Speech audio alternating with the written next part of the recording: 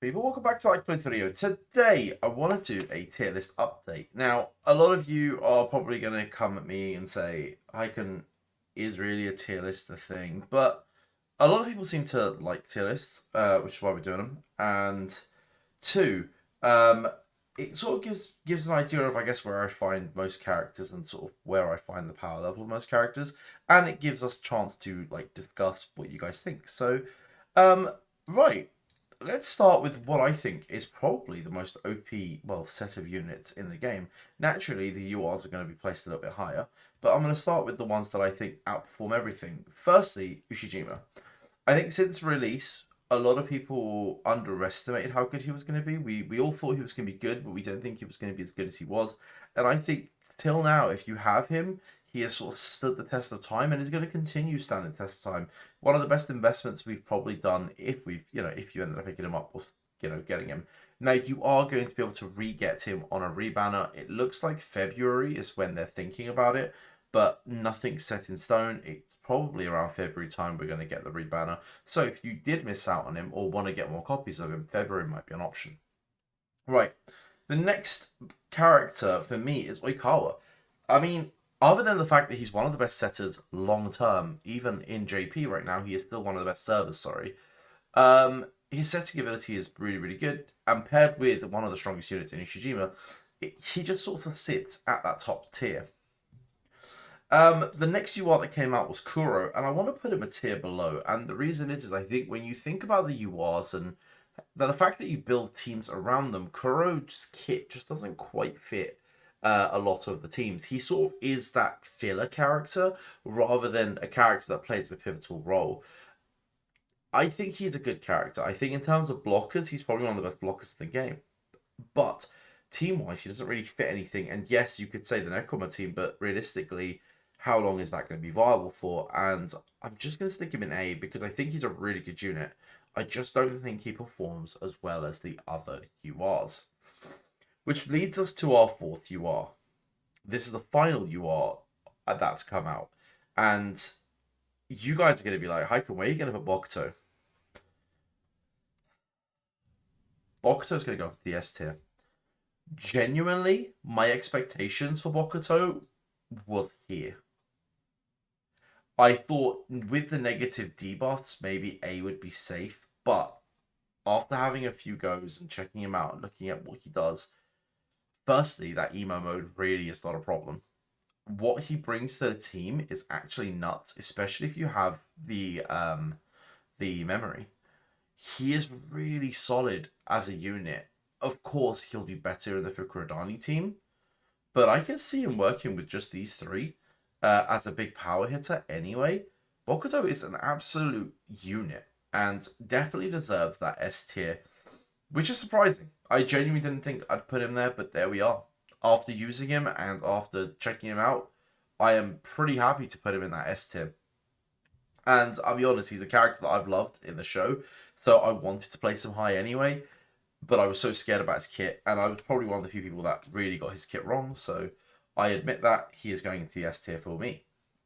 Right, let's start with some SSRs now, because we've done all the URs. One of the best SSRs right now that I just want to call out is going to be Yaku. Probably the best libero in the game, all the way until some of the even bigger liberos come out. He is going to be in that S tier. He is very, very, very good. And realistically, I say A tier, not S tier, but he is arguably one of the best liberos in the game and deserves to be there. I mean, another libero that's probably a bit of an honorable mention is going to be Yamagata. Now, in terms of kit, if we're talking liberos, if we were doing strictly liberos, he would be there and he would probably be there. I might even do that, actually. We might just put S and A just to show that he really does excel in this position in comparison to other liberos. I think Yamagata is a very good libero, but it just is dwarfed by how good Yaku is. The reason Yamagata is so useful is because his team bonds are very good, which actually leads me on to bring Ohiro, who I think is amazing both defensively and offensively, and Goshki for a very offensive wing spiker role.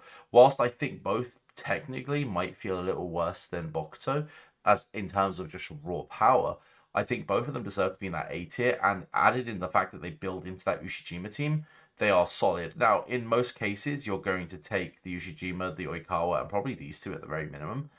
Maybe Goshiki isn't used, but they all deserve to be there. And in terms of power, these two are interchangeable anyway. So I'm just going to go stick that there. Another character that's really, really solid, especially for you Oikawa fans, is going to be Iwaizumi. I think Iwaizumi deserves to be in the A tier, and we're going to throw him in there just because. And then Tendo, another phenomenal blocker. Outside of Kuro, probably the second best blocker in the game. Actually, him, Kuro, and Aoin are probably the best blockers in the game. And honestly, deserves that A rank. That Shiratorizo team, as I said, is going to feel very, very, very strong. And this is why the core unit of those teams, of the whole team, is really good. The bonds, everything they bring, really good. And the fact that they all stem off this really powerful Ushijima, together, they make a very solid team. And therefore, a lot of the units are going to be there. Hinata. Hinata's interesting. I'm going to stick with the B tier. In terms of what he does, he is a very good unit. He could easily be in the A tier.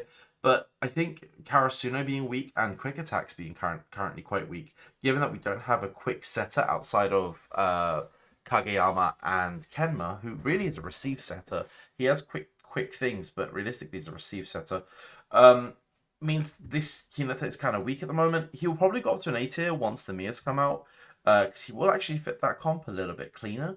But yeah, ultimately, it's not looking too great for him. Right. This Kuro, for me, is D tier. Might be mean. But yeah, ultimately, he's a D tier for me, and it just isn't the one, is it? Oikawa. Ooh, this is a tough one. I'm going to probably stick with the C tier. I don't think he's quite D tier. I don't think he's quite trash. I think if you've got him maxed, he's probably even B tier. But for those of you who, bought the whole chain. But otherwise, probably going to stick him in the C tier. I don't want to sort of dwell on it too long. Yes, the main Oikawa was really good. Yes, they share a passive pretty much. But ultimately, this one isn't very, very good. It's going to sit down there. I would argue Sugawara is a better power setter than him as an SR. Right, Mad Dog, I think B tier, for the same reasons of Hinata. I think Mad Dog is, I'm probably not treating him very nicely. Yes, main opposite hitter is going to pretty much be Ushijima and then one of the twins. Mad Dog might deserve to be A, just on the fact that he's probably the next best opposite hitter. But I think overall, he just isn't as good. I'm going to stick him in the B tier. People are going to be like, that's controversial.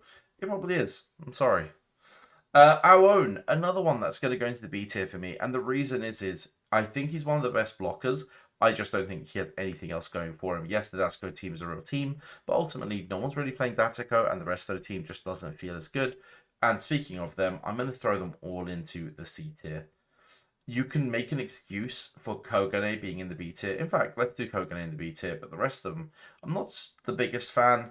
I think they're a stable unit as starters, but for the most part, where we are in the game, you're not really going to see people building the Datsuko team. And I'm probably selling them a little bit short, but it is what it is.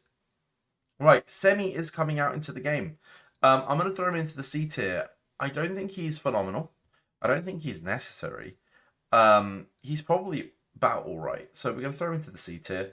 Kageyama is probably the B tier. Just like Hinata, Kageyama's going to be B tier. And the reason is he's the only other quick setter. He's probably the best quick setter we have right now. So if anyone wants to play quicks, you have to play around Kageyama. But I just don't think he performs to the level of the guys above. Shirabu is another one that goes into the A tier. I think if you don't have Oikawa, Shirabu is the phenomenal replacement and just works in that team quite well. Given that he gets the bonds. With all the bonds and everything, I think Shirabu's pretty elite. And then we are looking at, let's see, Akashi. Akashi is coming, and Akashi is going to be really good. He's going to go into the A tier as well. Akashi is a solid unit, and he's going to partner really well into the Bokuto. And then hopefully once the rest of those guys come out, it will, look a bit better. The reason we're putting Akashi and Semi in here is because they literally announced. They have been announced to be coming out. Which is why they are in here. That's why Yamagata's in here, because they've been announced. We can look at their kits. So they're out in 7 days from the recording this, or 6 days, whatever it is, which is why they're in. Daichi, for me, do I put him C or do I put him D? It might be mean, but I'm going to put him in the D tier. I really don't think Daichi is very good. I think as a character, he's okay, but like, okay just doesn't cut it. Honestly, get Mad Dog. If you can't, if you have to get an SSR, get Mad Dog. And then that brings me on to Azumane, who I think, again, with his limitations, D tier is probably about right. I think he can be good if built right, but who's going to sit there and work on that? Which brings me to then Suki, who I think is an A tier. Alongside Tendo and everyone else, I think he's one of the standout players of Karasuno. And he bonds to virtually everyone. He's got so many bonds that he's just worth having. He is genuinely like a solid pickup. Tanaka, oh, it's going to be hard putting him in at B, but I'm going to put him right at the top of B because Tanaka is probably A B sort of level, really, really solid. Kenma, again, I think he's a really good setter, especially if you want to build into that Nekoma team. He's solid, and the Nekoma units are not terrible. Liev is probably a B tier as well. Actually, a very good middle blocker. And I want to put Nishinoya in D, and I know that's me because I love Nishinoya. And I know previous tier lists I've had him way up, but now that we've got Yamagata, now that we've got Yaku, his real shortcomings are starting to show, and ultimately he just doesn't quite cut it like the others do. That is my current tier list. I know I rambled, I know I talked a bunch. I hope this helped, guys. Make sure you like and subscribe to the channel because it really helps me grow.